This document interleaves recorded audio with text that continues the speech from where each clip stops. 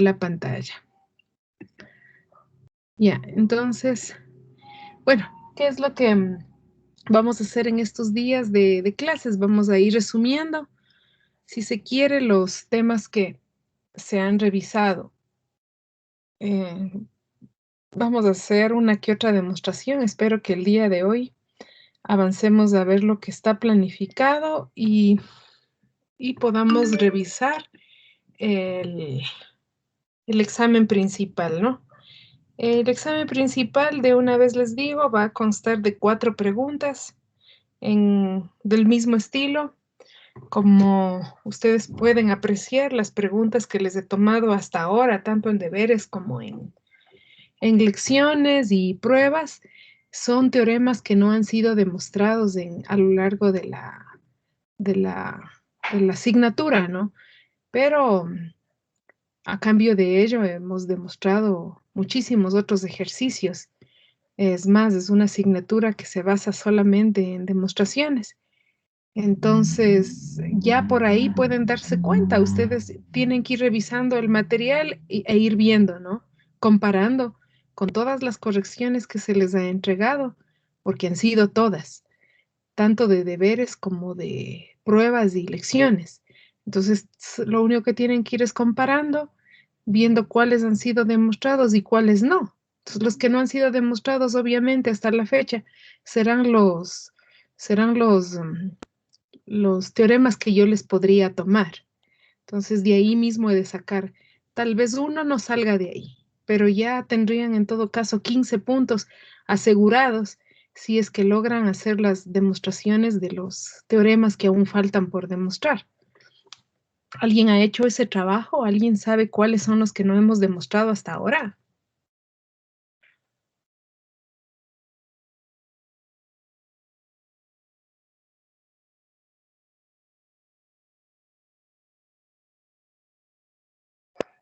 Sí, doctora.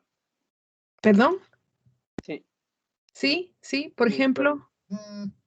por ejemplo, en el documento, los de los primeros documentos demostramos todos porque esos, pues están todas las demostraciones. Ya. Las demostraciones que falta por hacer empiezan desde el material 10, perdón, Ah, desde el material 8. ya ven. Y son 16 materiales, ¿no? Hasta material 16 o 15, no recuerdo.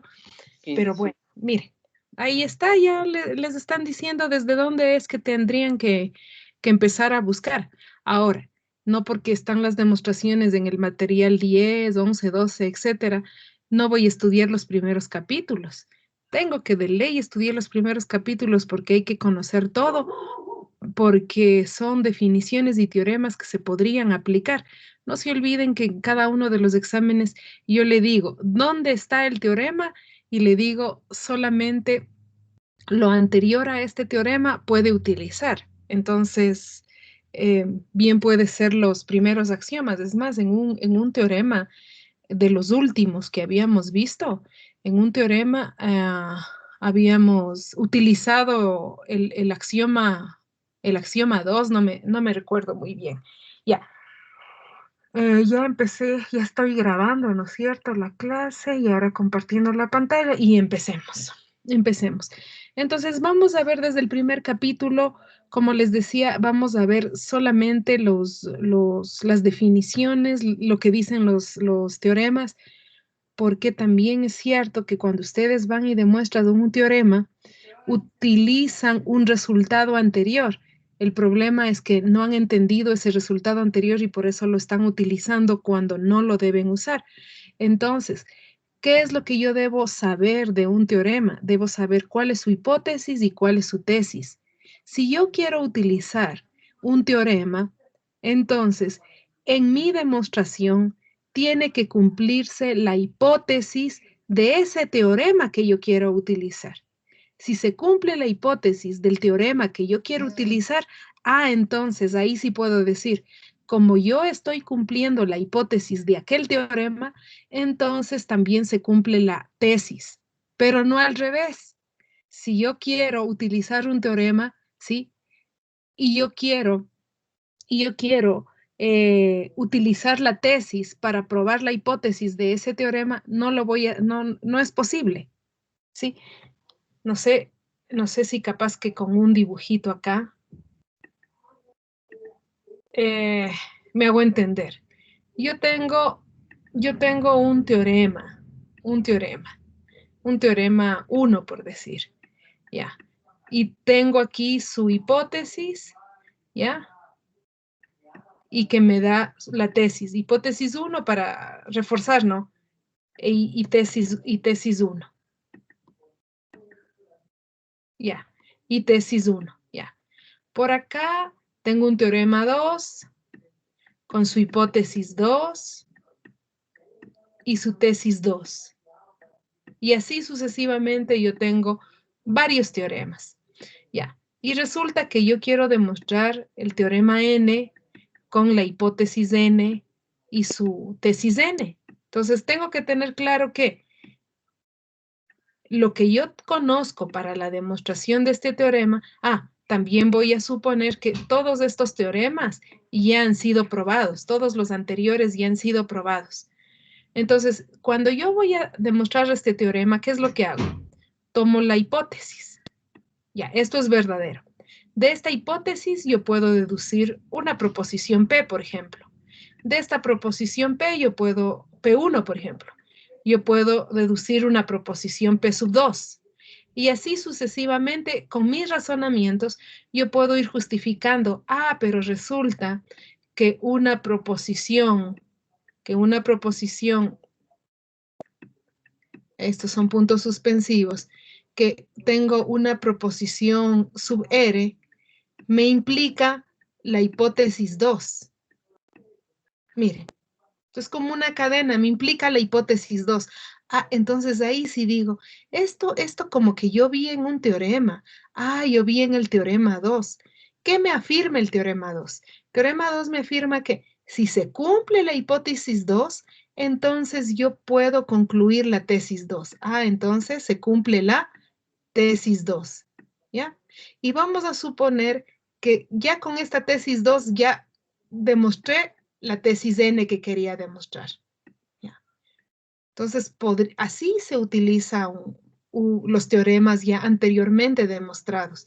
Si en su demostración se da cuenta que se cumple una hipótesis de algún teorema ya demostrado, lo único que puede hacer es afirmar que la tesis de ese teorema demostrado también se está cumpliendo. ¿Ya? Y puede ser que esa tesis ya le ayude a concluir la tesis que usted quería demostrar, la tesis N. Pero hay estudiantes que yo no sé por qué razón toman la hipótesis N, empiezan a razonar, tienen una proposición P sub 1 y dicen, pero entonces aquí se está cumpliendo la tesis 2. Y como se cumple la tesis 2, entonces se cumple la hipótesis 2. No, esto no es posible, porque la implicación es de hipótesis 2 en dirección de la tesis 2, no de tesis 2 a la dirección de hipótesis 2. Entonces, este razonamiento es errado y por lo tanto se cayó su demostración. Ya. Eso conforme a lo que yo les quería indicar, que me parece que ya les vengo indicando varias veces, o tal vez indico varias veces en varios cursos. Entonces, ¿en qué consiste la asignatura que está a nuestro cargo, ¿no es cierto? ¿En qué consiste la asignatura que nosotros tenemos? Nuestra asignatura lo que hace es considerar los axiomas, ¿sí? Un conjunto de axiomas, un conjunto de definiciones, ¿sí? Y a partir de estos, ¿sí? Se va consiguiendo un conjunto de teoremas. Ya. Ahora, ¿cómo llego yo de los axiomas y de las definiciones a mis teoremas? Haciendo razonamientos lógicos. Y el principal razonamiento lógico que nosotros aplicamos es el que se conoce como el modus ponens. Así se conoce.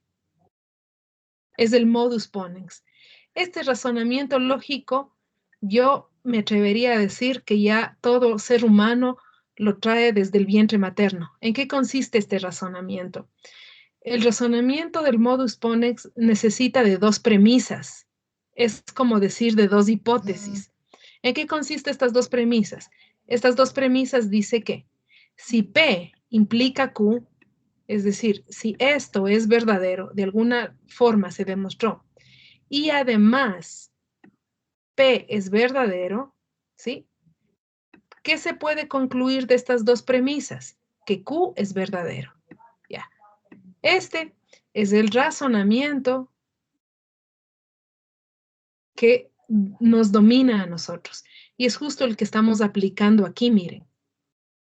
Si ven, si de la hipótesis 2 yo sé que se cumple la tesis 2, entonces puedo concluir la tesis 2. Es justo lo que digo aquí. Si P implica Q y yo sé que es verdad P, entonces, ¿qué puedo decir? ¿Qué puedo concluir?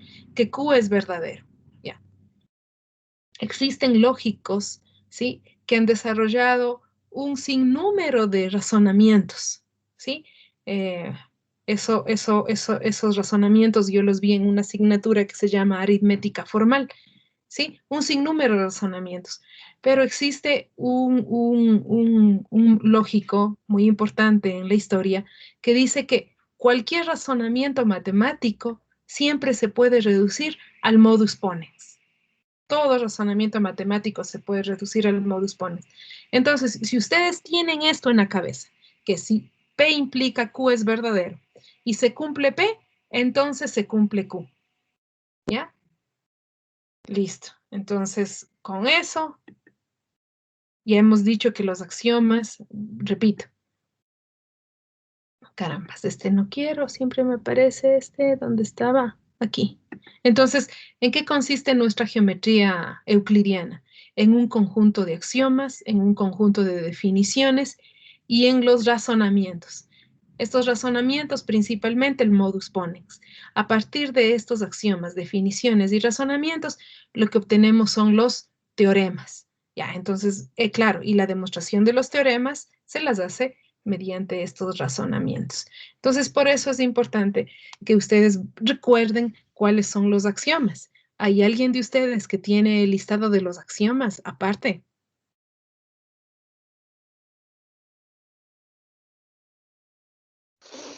Sí, doctora.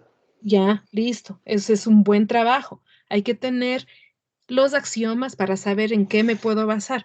¿Alguien tiene el resumen de los teoremas?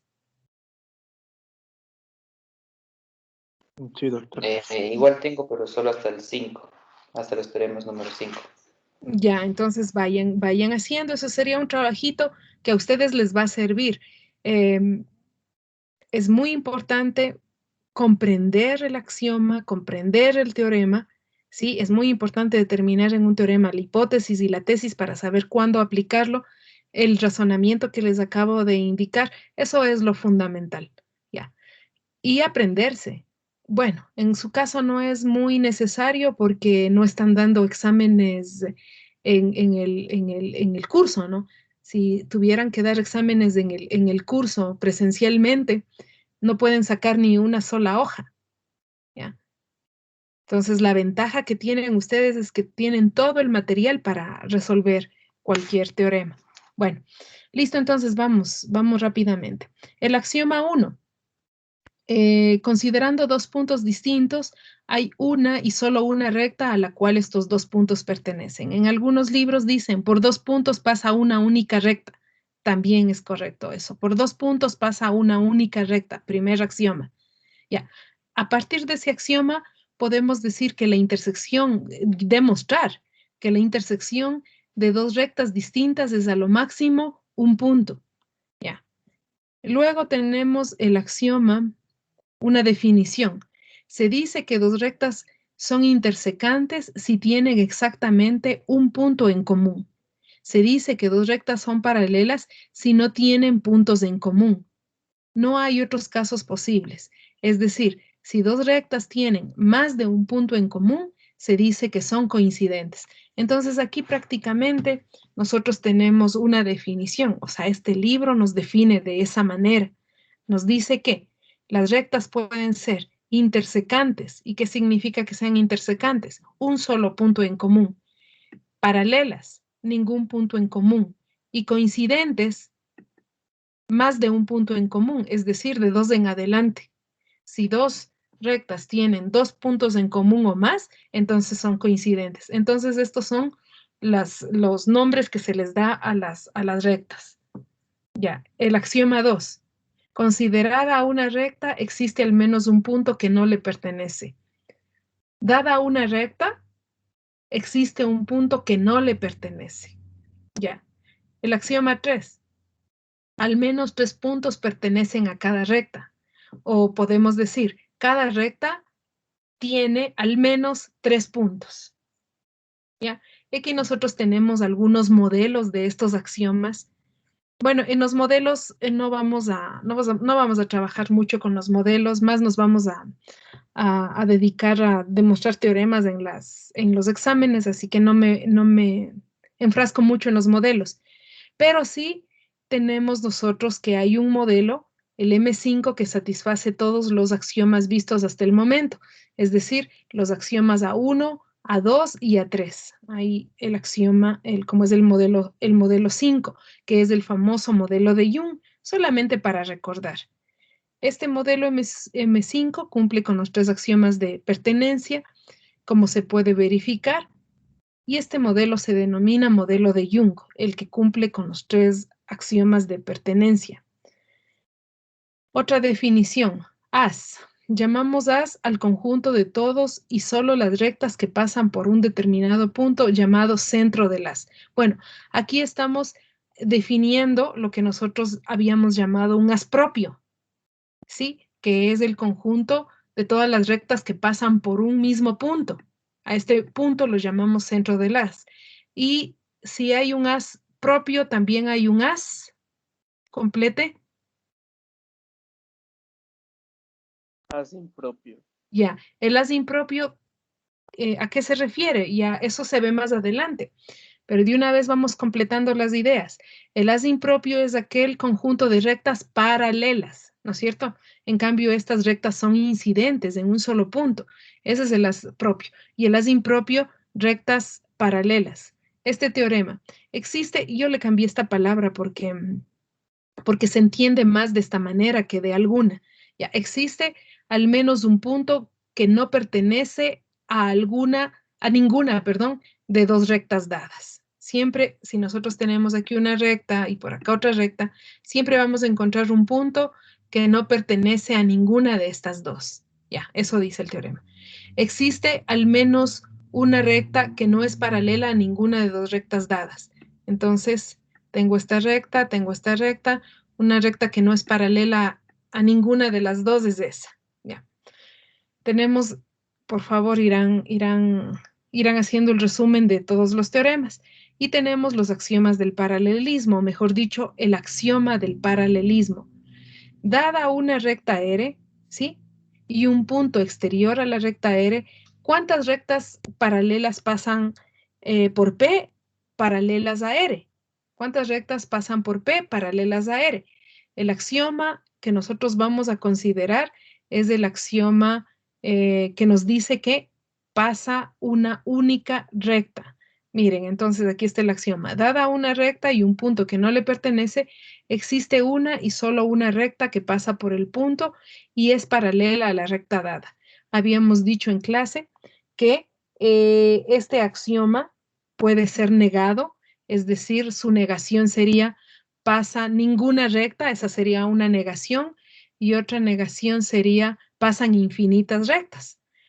Cualquiera de esas negaciones no contradice a los axiomas anteriores y por lo tanto a partir de estos nuevos axiomas se puede construir o generar otras geometrías, como les había dicho en alguna clase, pero para nosotros el que vamos a tomar es el que pasa una sola recta.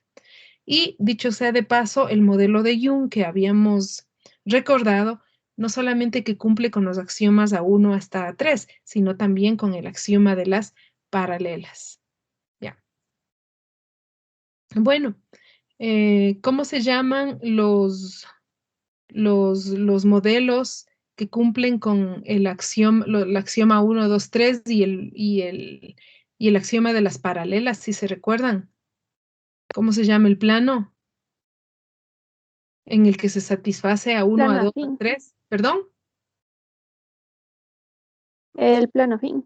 Eso, el plano afín, recordarán. Ya, listo, tenemos otro teorema. Sean A y B dos rectas paralelas. Entonces, la hipótesis es sean A y B dos rectas paralelas. También es hipótesis que R es una recta que interseca a la recta A. La tesis. Entonces, R también interseca a B. Entonces, aquí sean A y B rectas paralelas y R es una recta que interseca a la recta A. Esta sería la hipótesis y la tesis con rojo. R, voy a señalar acá arriba, R interseca también a la recta B. Esa sería la tesis. De dirección de una recta, ¿cuál es la definición? Decimos que dos rectas tienen la misma dirección si coinciden o son paralelas. Y para indicar que las rectas tienen la misma dirección, utilizamos este símbolo, ¿no? Este símbolo que para nosotros en alguna ocasión utilizábamos como paralelas, pero acá esto significa que coinciden o son paralelas. Noten que aquí la definición de paralelismo son aquellas que no tienen puntos en común y de coincidencia o que son una misma recta cuando tienen dos o más puntos en común. El teorema 1.5. La relación tener la misma dirección es una relación de equivalencia. No nos olvidemos, esto sí ya lo dominan ustedes desde el semestre anterior, que una relación de equivalencia es una relación que cumple la propiedad reflexiva, simétrica y transitiva. Pero según la relación, ¿no? Tener la misma dirección. Y tener la misma dirección nosotros le hemos definido con estos símbolos de paralelismo o de coincidencia para nosotros. Entonces se demuestran las tres condiciones.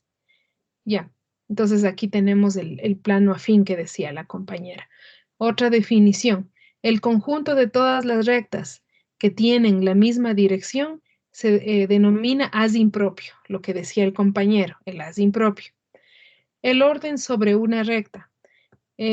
Para hablar del orden de una recta, vamos a considerar una recta, 3 puntos cualesquiera de esta recta, por ejemplo, A, B y C, y decimos que sobre R existe una relación de orden total, ¿ya?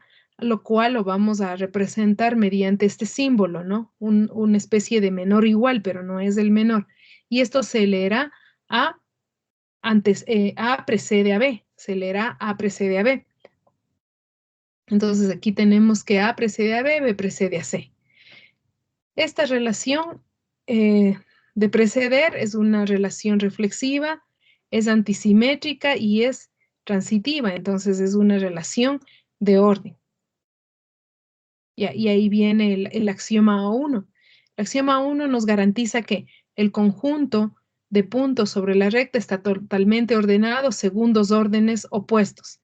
No nos olvidemos, y aquí justo está, que esto se lee que A precede a B, o también se puede leer como B sigue A. Estos serían los dos órdenes. ¿Ya? Si nosotros queremos, bueno, tenemos otra relación de orden donde no se permite la igualdad, es decir, simplemente decimos que A precede a B y que B precede a C.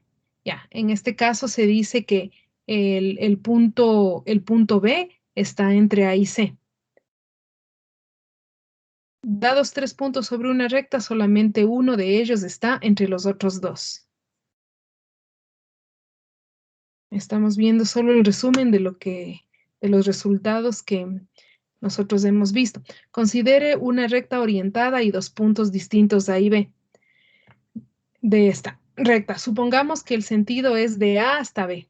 Ya. Llamamos segmento a B al conjunto de puntos que siguen a A y preceden a B. Los puntos A y B se denominan extremos del segmento. Entonces, cuando nosotros damos un orden, ya podemos hablar de un segmento como el conjunto de puntos que le preceden a B y que le siguen a A, dando este orden. Este segmento puede ser cerrado o abierto, ya sabemos cuando los extremos le pertenecen o no al segmento.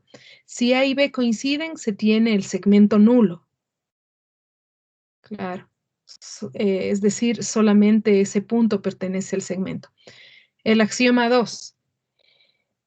Dada una recta orientada y sobre ella dos puntos distintos A y B, existe un punto C que se encuentra entre A y B, un punto D que sigue a B y un punto E que precede a A.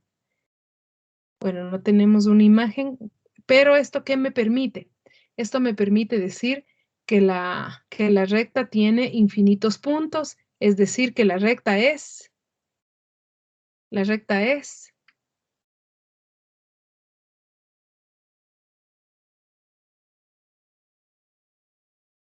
si me ayudan a completar, la recta es, empieza con D. La recta es densa. La recta es densa, porque siempre entre dos puntos, de acuerdo a este axioma, entre dos puntos distintos, siempre voy a encontrar otro punto.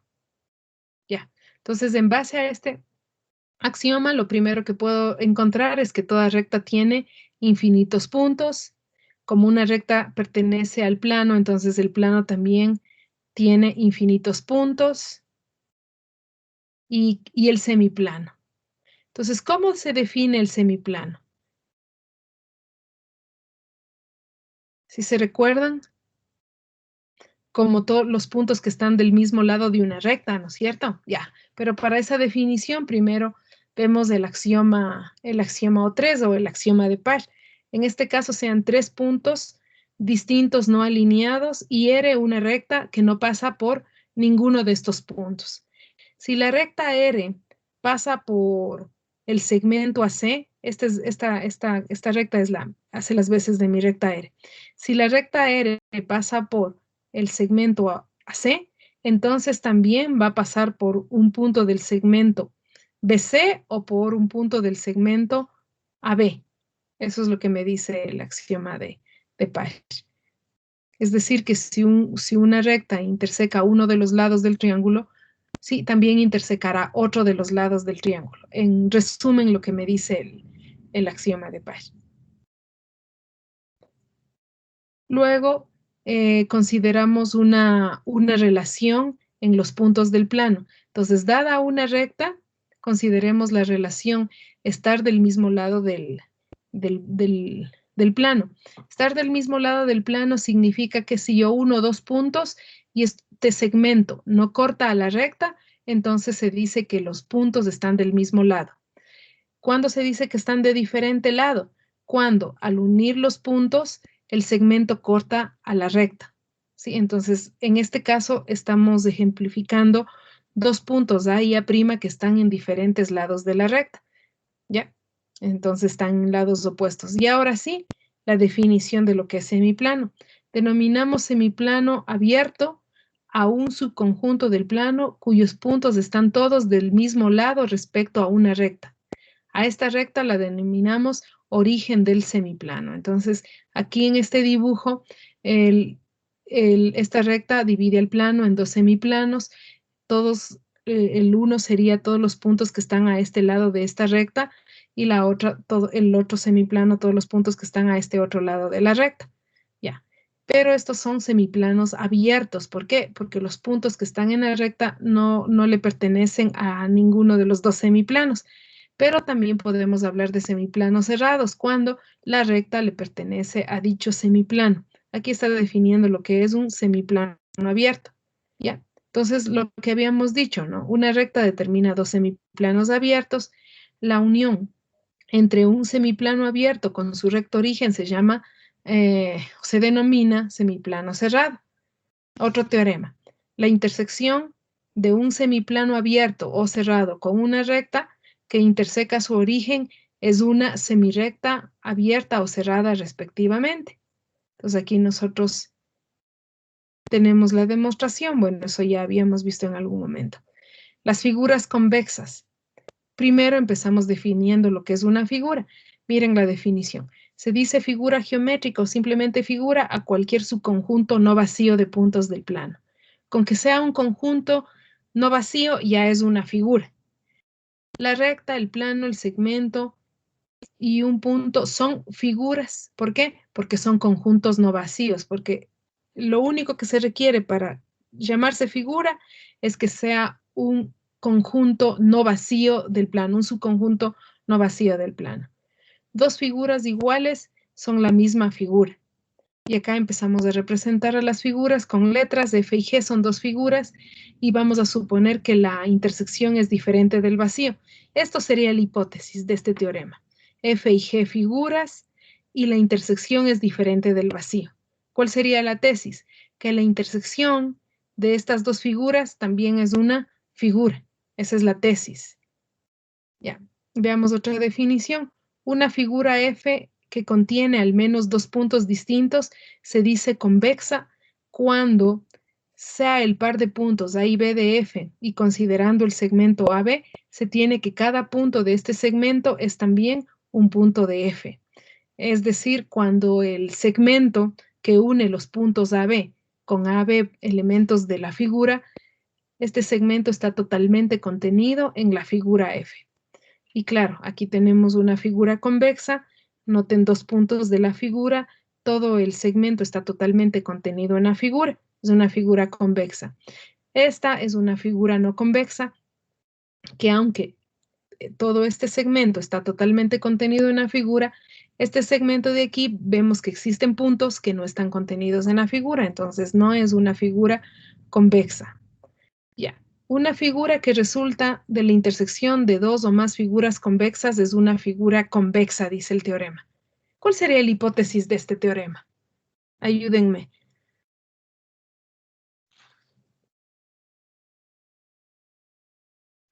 Una figura que resulta de la intersección de dos o más figuras convexas. No me parece. Este teorema es atípico. No está en orden hipótesis y después tesis. Además, usted me Doctora, leyó todo el teorema. doctora, sería la intersección de dos figuras o más. Yo, bueno, sí, realmente sí. Creo que tienen razón. Yo estoy esperando escuchar lo que está en mi mente, pero no siempre va a pasar eso, ¿no es cierto? Ya, entonces, eh, si yo quisiera ya demostrar este teorema, ya, entonces yo capaz que diría que la hipótesis dice dos o más, ¿no? Pongamos entonces F1, F2, F3, qué sé yo, Fn. ¿Qué son? Figuras convexas.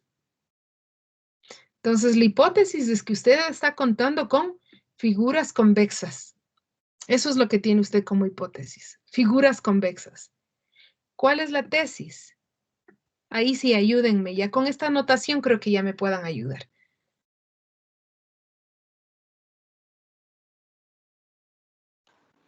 Que la intersección de estas figuras es una figura convexa. Exactamente. La intersección de las FI es una figura convexa. Ya, eso es lo que me dice la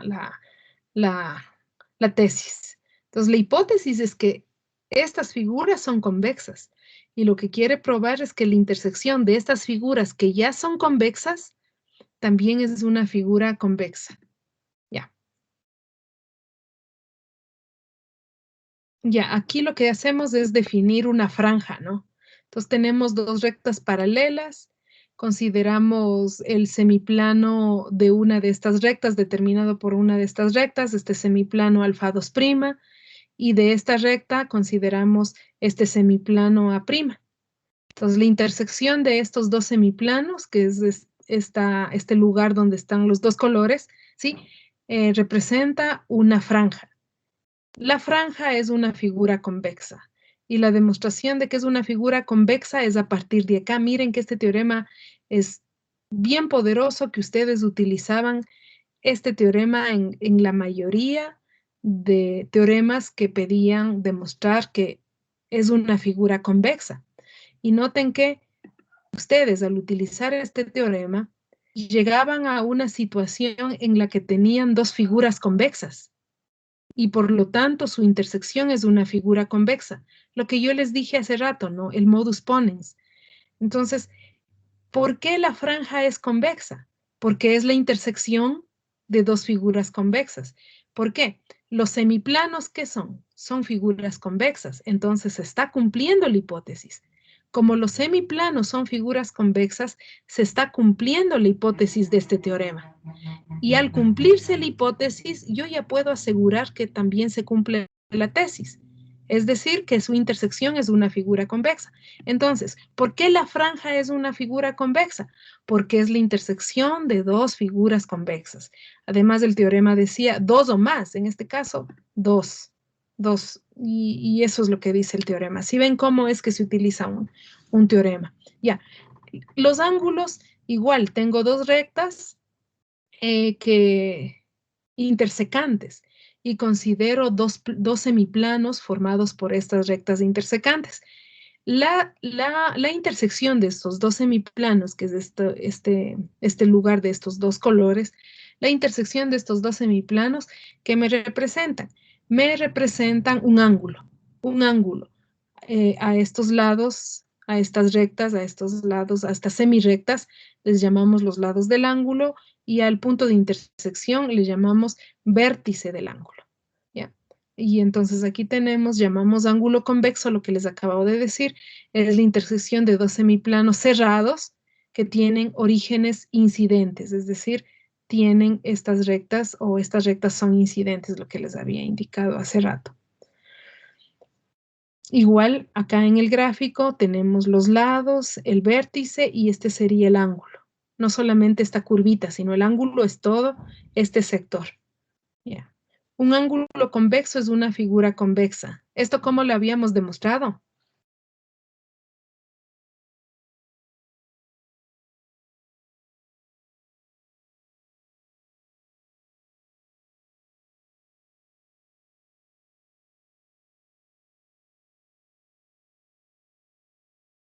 Por definición de ángulo, la intersección de los planos cerrados que tienen orígenes incidentes y por el teorema que nos había mencionado que dos figuras o más se intersecan y son convexas, entonces su intersección será convexa. Una figura. Esa misma es la idea.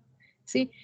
Sean A y B, dos rectas incidentes en un punto A, cada uno de los cuatro ángulos que quedan determinadas por estas rectas son convexos. Eso también habíamos visto, es decir, todos estos ángulos son convexos. Ya, entonces, dado un ángulo, nosotros definimos los puntos internos y los puntos externos del ángulo. ¿Ya? Se ha dado un ángulo convexo de vértice A y de lados A y B, se dice un ángulo cóncavo de vértice A y lados AB al conjunto formado por los puntos externos al ángulo convexo de vértice A y lado AB, unido con los puntos y los puntos de los lados A y B. Es decir, todo este ángulo, ojalá pueda graficarlo, sí. Todo esto es el ángulo cóncavo, ¿no es cierto? Bueno, aquí se me cerró. Veamos. Ojalá no se cierre viéndole así. Ya. No, sí se cerró. Pero aquí, ya. Este sería el ángulo cóncavo. Ya. La intersección de ángulos convexos cuyos vértices son un punto interno del otro es una figura convexa. Esto también demostramos. Un ángulo cóncavo no es una figura convexa, también lo habíamos demostrado. Un ángulo convexo no tiene las prolongaciones de sus lados. El ángulo cóncavo sí las contiene. Ya. El ángulo llano habíamos definido como el ángulo en el que un lado es la prolongación del otro. Y el ángulo giro, aquel en el que los lados coinciden. Entonces, el ángulo giro es todo este ángulo. Ya.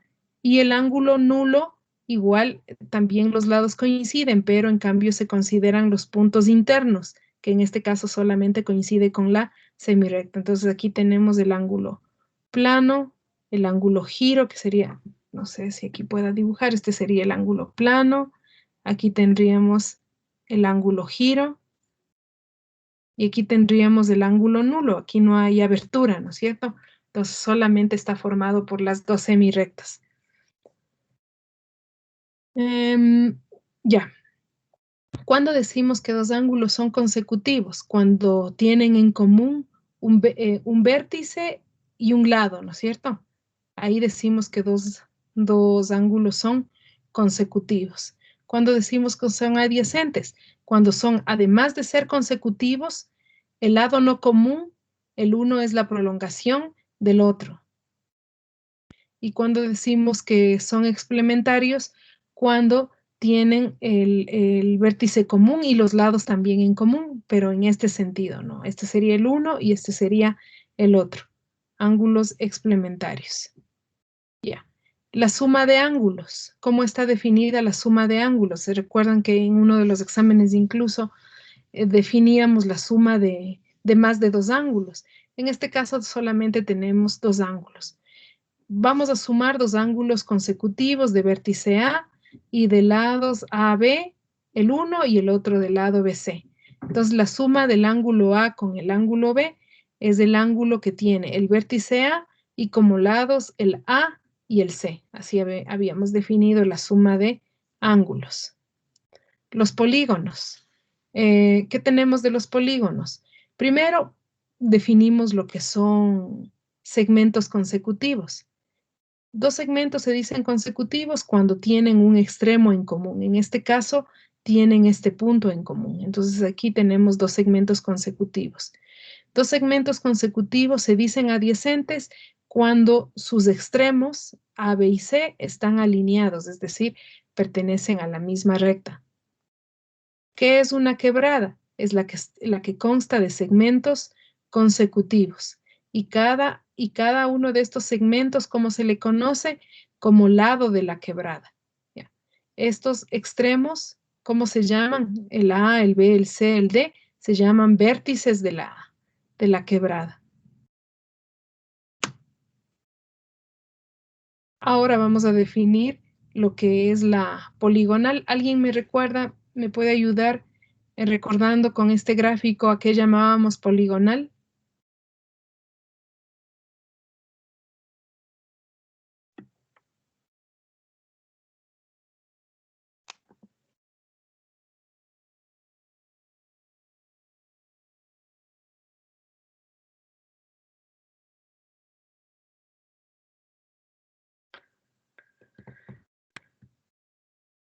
Es una quebrada que el punto de inicio es igual al punto final.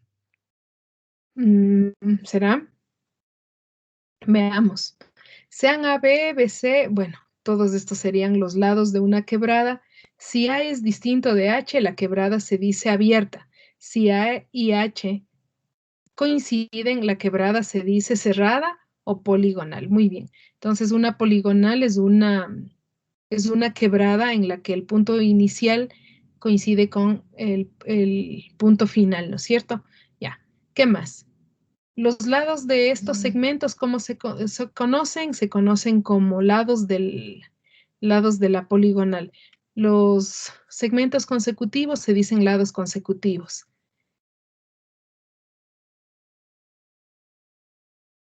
Ya. Esta es una poligonal. ¿De qué tipo? Bueno, esta no es una poligonal, esta es una quebrada nada más. Esta es una poligonal y esta también es una poligonal. ¿En qué se diferencian las dos?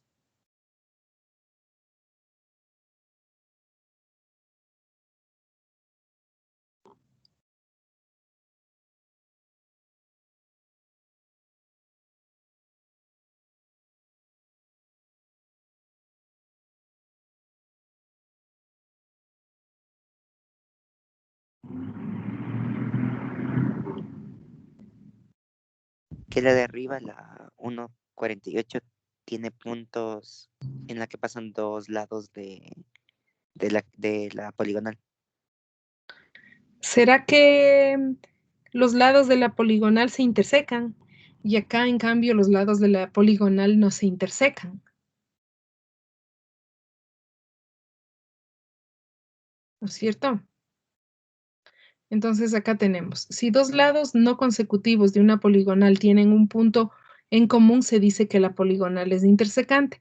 Si la poligonal no es intersecante, se dice simple. Entonces aquí tenemos una poligonal intersecante porque dos lados, este lado y este lado, se intersecan.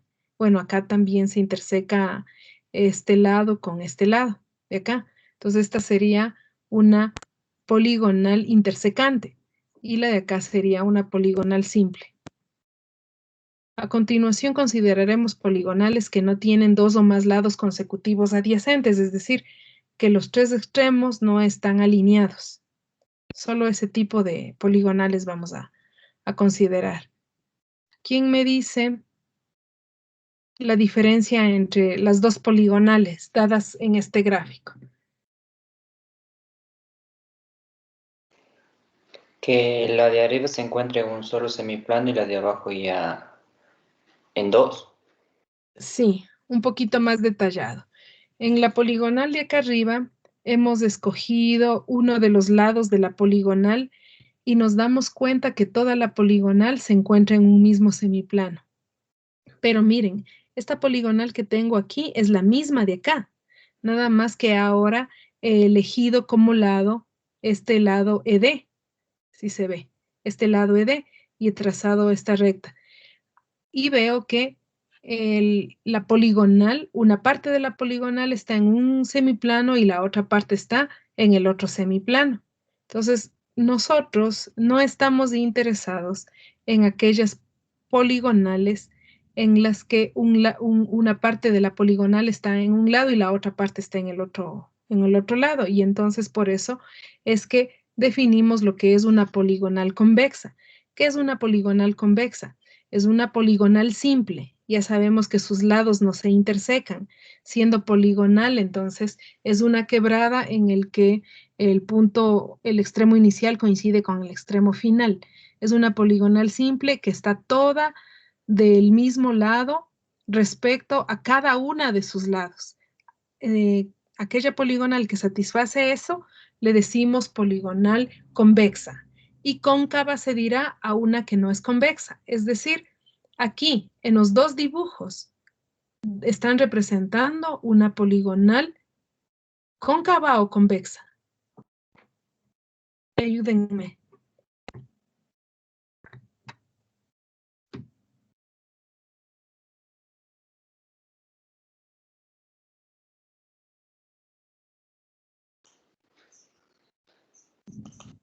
Convexa. Convexa. Para que sea convexa, esta tiene que estar del mismo lado respecto a cada uno de sus lados.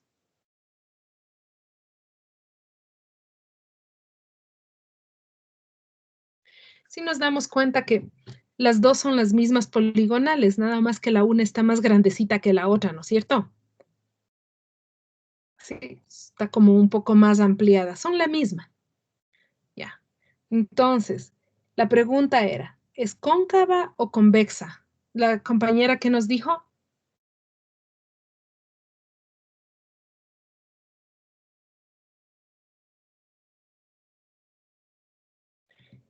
si nos ayuda de nuevo, compañera que nos dijo, Convexa. ya, no es convexa.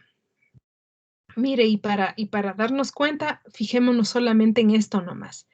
No es convexa porque lo que tiene que cumplir es que cuando yo trazo una recta por cada uno de los lados, toda la poligonal tiene que estar del mismo lado del semiplano. Y note usted que con este lado, con el lado ED, al trazar esta recta, mire, una parte de la poligonal está a un lado y la otra parte de la poligonal está al otro lado. Entonces no es convexa. Esta sí, de acá, sí sería convexa. Bueno, ya mejor todavía esa, que me ayudó. ¿Por qué esta sí sería convexa? Porque no importa qué lado yo elija. Mire, si elijo este lado, ¿sí? Toda la poligonal está aquí abajo. Bueno, si no, si elijo este lado, toda la poligonal está de este lado. Si elijo, perdón, este lado, toda la poligonal está para aquí. Y si elijo este último lado, sí, toda la poligonal está acá, al lado derecho. Pero en cambio esta no es convexa, porque si elijo este lado, una parte está a un lado del semiplano, está en un semiplano y la otra parte está en el otro semiplano. Entonces, para llamarse convexa, miren, veamos, analicemos la definición. Llamamos poligonal convexa a una poligonal simple que está toda del mismo lado respecto, aquí está la clave, a cada uno de sus lados. Es decir, que el ejercicio que tengo que hacer de ver si está a un mismo lado es por cada lado. Lo que hice aquí, ir de lado en lado viendo si toda la poligonal está del mismo lado. Entonces, si yo elijo este lado, veo que la poligonal está una parte en un semiplano y la otra parte en el otro semiplano. No sé si ahí está aclarado. Entonces, esta es una poligonal convexa, esta sería una poligonal cóncava, ¿ya? Porque pese que aquí yo elija, por ejemplo, este lado, ¿qué va a pasar con este lado? Con esta recta, perdón. ¿Qué va a pasar con esta recta? Va a pasar que toda la poligonal está aquí, debajo, en este semiplano. Entonces, solo por eso no puedo decir que es convexa. Tengo que hacer lo mismo con todos los lados. Hagamos con este. ¿Está toda la poligonal de un mismo lado? Respuesta sí. Ya me emociono, entonces es convexa. No, no todavía, porque tengo que hacer todo por cada lado. Ya, esta. ¿Está todo del mismo lado? Sí, qué bueno, ya casi es convexa. Me voy por este lado. Y veo que aquí está todo del mismo lado. Respuesta no. Ah, entonces no es convexa. ¿Por qué? Porque la definición exige que sea por cada uno de los lados, no solo por un hito, sino por cada uno de los lados. Ahí capaz que está un poco más claro. Ya, dada una poligonal convexa, ya vimos que era una poligonal convexa. Consideremos un lado, por ejemplo, el lado AB, y la recta R que le contiene al lado AB. Esta recta divide al plano en dos semiplanos. El plano que le contiene a la poligonal le vamos a llamar, el semiplano que le contiene a la poligonal le vamos a llamar el semiplano asociado a B. Es decir, que este semiplano que está pintado aquí de color plomo, ¿cómo lo vamos a llamar? El semiplano asociado al lado AB. Entonces, aquí teníamos algunas líneas. Entonces, en este caso aquí tendríamos este semiplano de acá abajo sería el semiplano asociado a B. Ya, puedo yo cambiar de lado. Y bueno, me sale un poco chueco, pero ustedes saben qué es lo que quiero hacer. Ya, este sería el semiplano asociado ¿a quién? Este de acá. Semiplano asociado a BC. eso, ABC. Y así puedo ir. El semiplano asociado a CD, el semiplano, ya. Esta definición queremos dar porque queremos definir lo que es un polígono. Entonces, dada una poligonal convexa, consideremos todos los semiplanos asociados a sus lados. Y noten ustedes que aquí tengo el lado AB, semiplano asociado. El lado BC, semiplano asociado para acá adentro. El lado CD, semiplano asociado para acá arriba. El lado AD, semiplano asociado a la derecha. Ya. Entonces, al considerar todos los semiplanos, si nosotros, asociados a cada uno de los lados, si nosotros intersecamos estos 4 semiplanos, ¿qué obtenemos? Obtenemos esta figura, no solamente con estos, formada por estos lados, sino también por todos los puntos interiores a él. A esto es que se conoce como polígono. O sea, el polígono para ser definido requiere primero de una poligonal convexa y de esa poligonal convexa todos los semiplanos asociados a él. ¿Ya? Entonces, aquí está la definición que les acabo de decir. Llamamos polígono convexo, simplemente polígono a la figura que se obtiene como la intersección de todos los semiplanos asociados a los lados de la poligonal convexa. Tal poligonal, es decir, esta la frontera, ¿no? Tal poligonal se conoce como contorno del polígono. Sus lados y vértices se llaman también lados y vértices del polígono. Ya. Entonces acá tenemos los ángulos del polígono, que serían las intersecciones de estos semiplanos, los ángulos internos, también tenemos los ángulos externos, tenemos los ángulos consecutivos, los vértices consecutivos, etcétera, etcétera. Ya, el nombre que se les dan a los polígonos, triángulo, cuadrilátero, cuadriángulo, que habíamos dicho. ¿Y qué es una diagonal? Una diagonal es un segmento que va de un vértice a otro vértice no adyacente. No nos olvidemos que E y D son vértices adyacentes. Entonces, una diagonal va de un vértice a otro que no es adyacente. Ya, acá tenemos el tema de los triángulos.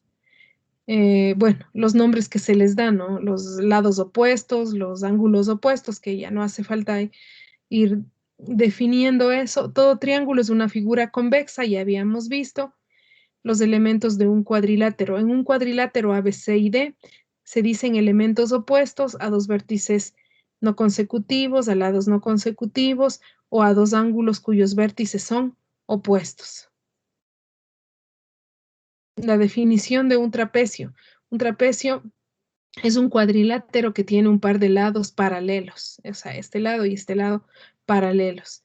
Y un paralelogramo es aquel que los lados opuestos son paralelos. Ya, eso es lo que se tiene en la primera unidad. Y en la segunda unidad nosotros tenemos el tema de las congruencias. Aquí tenemos algunos axiomas. ¿Alguien se recuerda cuáles son los axiomas de congruencia?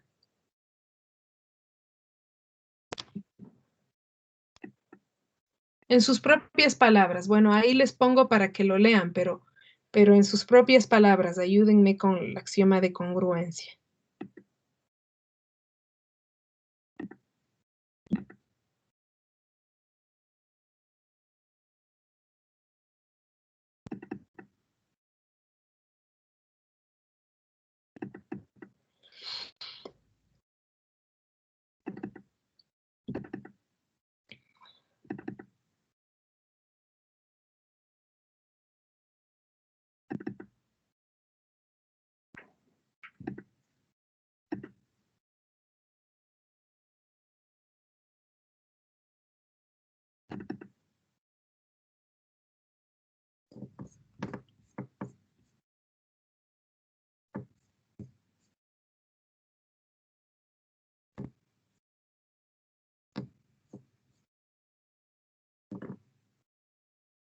Por lo que veo, no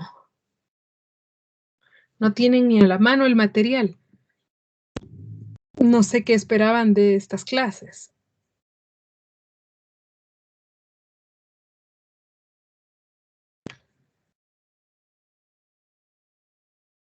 Doctora, ¿puedo decir yo el primer axioma? ¿Sí? Que sean dados 3 puntos, A, B y P, entonces tenemos 2 rectas. A una de estas rectas le va a pertenecer 2 de estos puntos, por ejemplo, AB, y a la segunda recta le va a pertenecer P. Entonces dice que va a existir un punto Q en la recta P, en donde el segmento AB sea congruente con el segmento PQ. Sí, perfecto. Lo ha dicho en otras palabras y eso está muy bien. Ya, entonces antes de eso veamos algunas intenciones que tiene, ¿no? Para dos segmentos AB y CD se pueden transportar el uno sobre el otro. Para que esto suceda, debe ocurrir las siguientes condiciones: que la semirrecta de origen A que contiene a B debe ser transportada sobre la semirrecta de origen C que contiene a D. Los orígenes de las dos semirrectas descritas deben ser transportadas del uno sobre el otro. Y si también ocurre que B y D coinciden, se puede decir que el segmento AB se ha transportado sobre el segmento CD. Usaremos el término primitivo de congruencia y para indicar que dos segmentos son congruentes AB y CD, utilizaremos esta simbología. Y aquí está lo que decía la compañera, ¿no? Estaba muy bien, imagínense, nos dijo súper bien sin necesidad del gráfico. Entonces aquí nosotros tenemos una recta que pasa por los puntos A y B. Y acá tenemos una recta que pasa por el punto P. Primero solo el punto P, como decía la compañera. De esta recta consideramos la semirrecta de origen A y a esta semirrecta le llamamos A1. ¿Ya? Entonces acá tenemos el punto B que está dado inicialmente y tenemos el segmento AB. Lo que nos dice el axioma, hasta ahí, de este axioma, es hipótesis, ¿no? Es decir, lo que se está cumpliendo.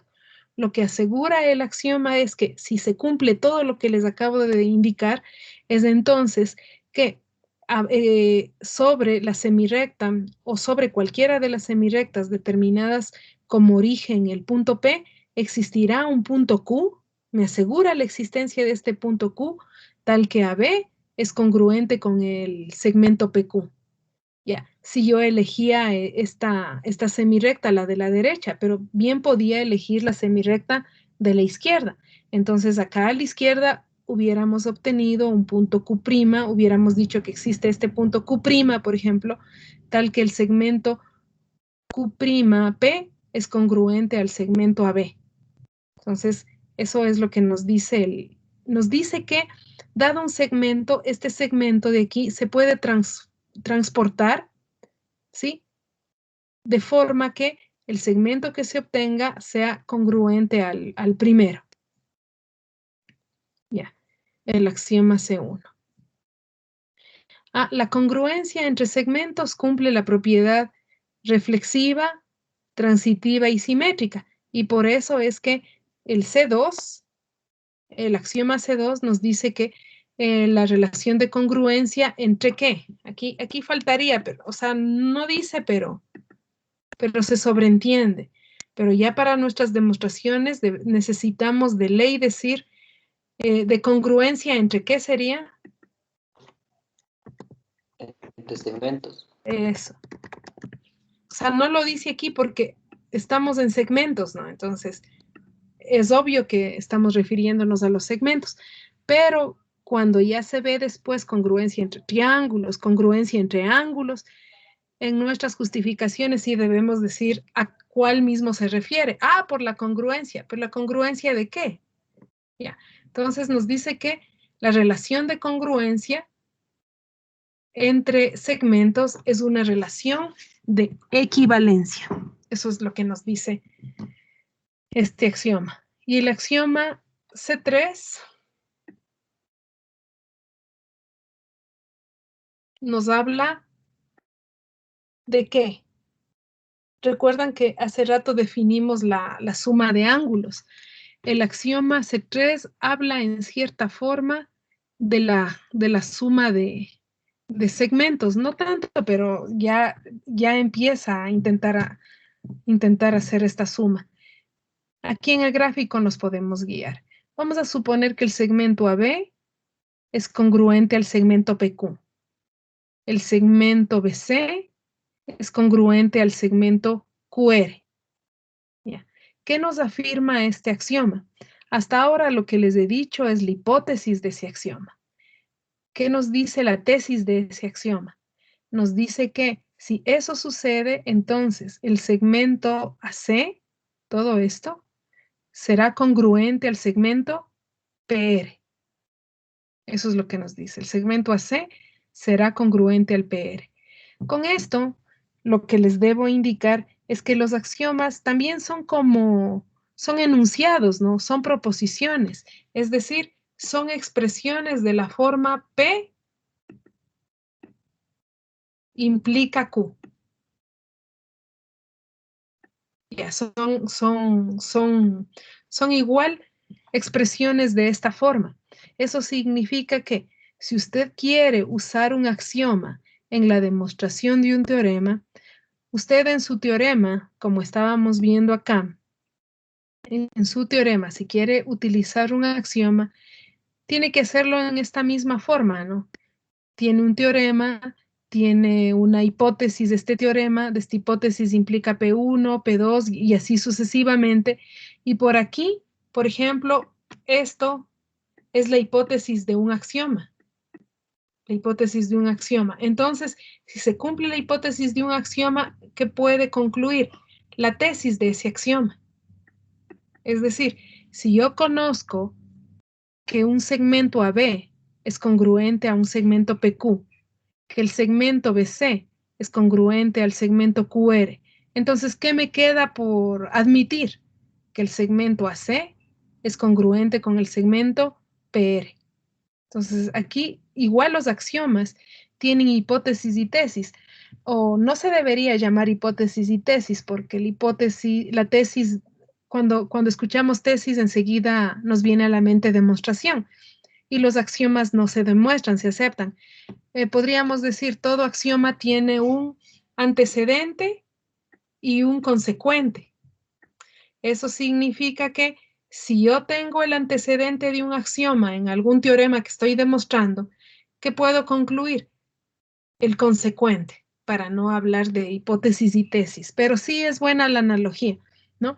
Igual todos los axiomas tienen un antecedente y un consecuente, algo que se debe cumplir para que se cumpla el consecuente, algo que debe suceder para que se cumpla otra proposición, en este caso la proposición Q, en este caso la suma de los segmentos. Ya, igual, Pregunta. sí, dígame. Sabemos que a los axiomas se los toman como verdad sin tener que demostrarlos, ¿no es cierto? Ajá, Y se lo podría tomar, bueno, usted nos explicó más o menos como un teorema con un antecedente y un consecuente. ajá. Se lo podría tomar como el inverso, o sea, el consecuente tomarlo como antecedente y al consecuente tomarlo como antecedente. No, no, definitivamente no. Todos los axiomas y todos los teoremas tienen la dirección que dice su hipótesis y tesis. Es decir, usted tiene una hipótesis y una tesis, y solo en esta dirección la puede utilizar. En los axiomas hemos convenido llamarle antecedente y consecuente. Entonces, solo en esta dirección la puede usar. ¿Eso qué significa? Eso significa que si usted quiere utilizar al revés, porque esa es la idea, ¿no es cierto? Para hablar en términos un poquito menos formales. Si usted quiere utilizar al revés este axioma, no lo puede hacer. Es decir, si AC es congruente con PR, yo no puedo decir aquí en este dibujo, si yo sé que AC es congruente con PR, yo no puedo afirmar, entonces AB tiene que ser congruente con PQ y BC debe ser congruente con QR. No puedo yo decir eso. Pero si hay un teorema parecido a lo que acabo de decir, por ahí hay un teorema que dice que si AC es congruente con PR. Y además,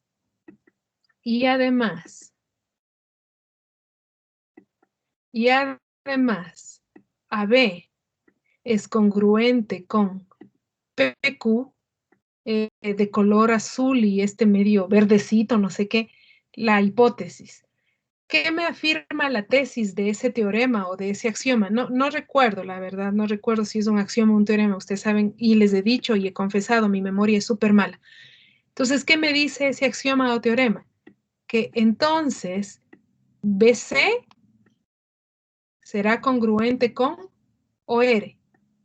Me parece que es un teorema que se llama diferencia de segmentos. Ya.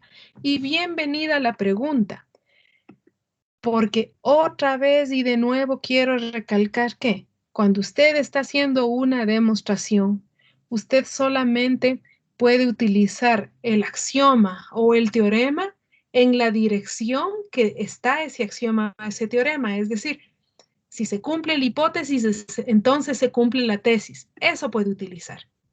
Pero no puede utilizar, si se cumple la tesis, entonces se cumple la hipótesis. No puede utilizar en esa dirección, a no ser que el teorema mismo sea de la forma P, sí, solo sí, Q.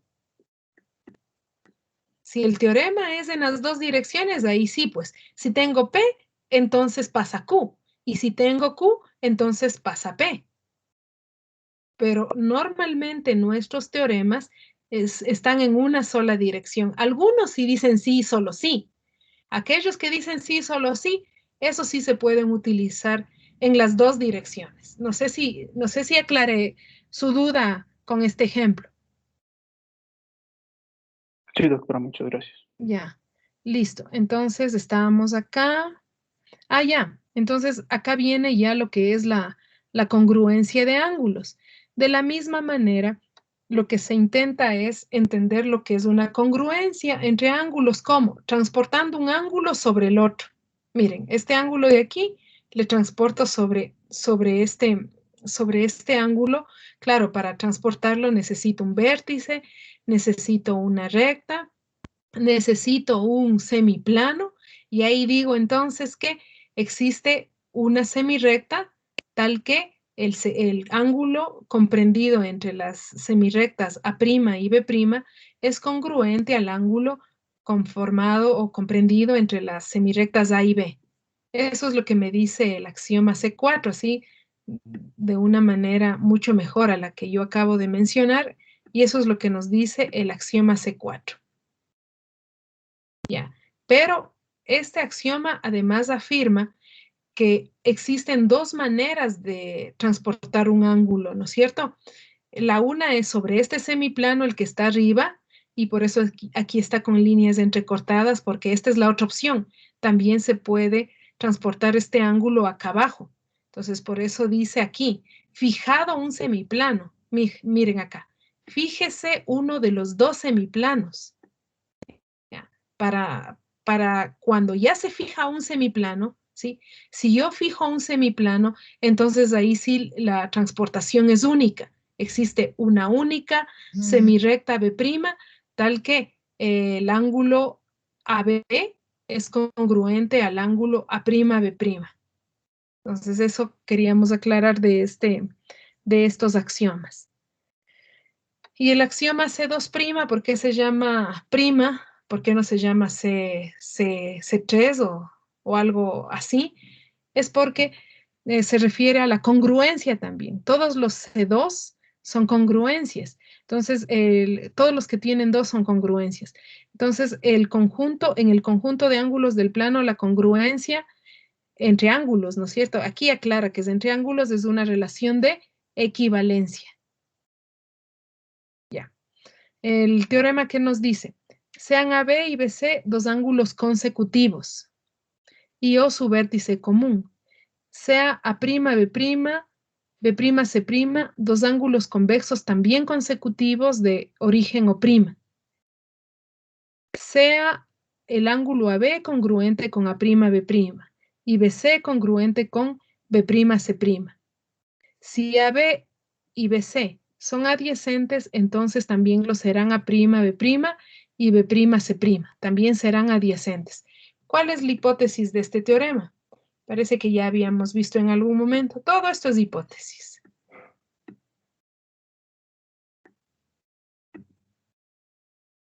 Todo esto es hipótesis del teorema. Ya, si en alguna demostración usted cumple con toda esta hipótesis, sí, gracias a este teorema 2.1, usted puede decir, entonces se cumple que estos son adyacentes. En el gráfico dice, tenemos estos dos ángulos consecutivos, ¿ya? Y estos dos también son consecutivos. Ya se tiene como hipótesis que estos son consecutivos. Estos dos son adyacentes. La tesis nos garantiza que estos dos también serán adyacentes. Antes no es suficiente con que sean consecutivos. Además, este ángulo de aquí es congruente con el ángulo de acá. Este ángulo de acá es congruente con este de acá. ¿Sí? Si sucede eso, son consecutivos, y si estos son adyacentes, entonces estos también serán adyacentes. Eso es lo que nos dice el teorema. Y aquí nos habla de la suma de ángulos, mire. Dados los ángulos A o C, suma de AB y BC, y el ángulo A' o C'P, suma de A'B' y B'C'. Se tiene que AC es congruente con A'C' y AB es congruente con A'B'. Entonces BC es congruente con B'C'. Este es el de la diferencia de ángulos, ¿no? Este teorema.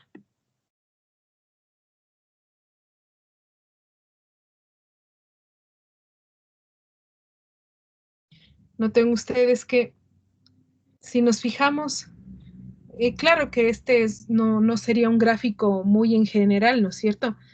Pero tenemos que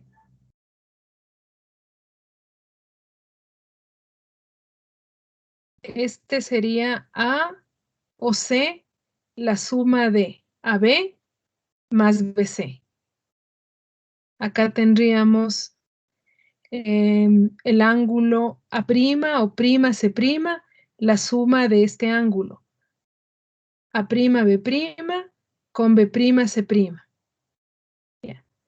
Si este de aquí, el AB o el AC, déjenme ver, sí, si el AC, si todo este ángulo es congruente con este ángulo de acá, y este pequeño de aquí es congruente con este pequeño de acá, entonces no nos queda más que afirmar que este ángulo de acá es congruente con este ángulo. Eso es lo que nos dice este teorema. Es decir, que si tenemos la suma de dos ángulos que son congruentes y uno de ellos es congruente, entonces el segundo será congruente. Ya, hasta aquí quedémonos el día de hoy. Ya, el día de mañana estaremos trabajando con la congruencia de triángulos. Entonces, hoy en la tarde, ¿qué es lo que tienen que hacer? Tienen que ir a leer los axiomas, a intentar memorizar. Claro, ustedes dirán, ¿para qué voy a memorizar si lo voy a encontrar en la hoja? Es que tiene que estar en su CPU para que el momento en el que usted vaya a demostrar, no vaya a estar buscando en la hoja, sino en su cabeza mismo vaya pensando qué es lo que puede utilizar. Es más fácil que esté, como siempre he dicho yo, en el CPU antes que estar buscando en las hojas.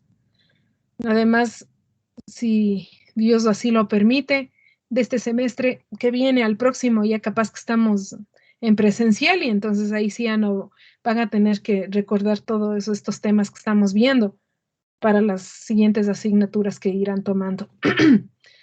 Eso, y el día de mañana continuamos revisando. Ojalá nos permita en estos 4 días revisar todo. Este día no he dado las 2 horas completas porque tengo 6 horas y tengo que descansar y preparar para la siguiente materia que me toca. Eso es todo. Vengan estudiando y adelantando a ver qué es lo que podemos seguir repasando, ¿no es cierto?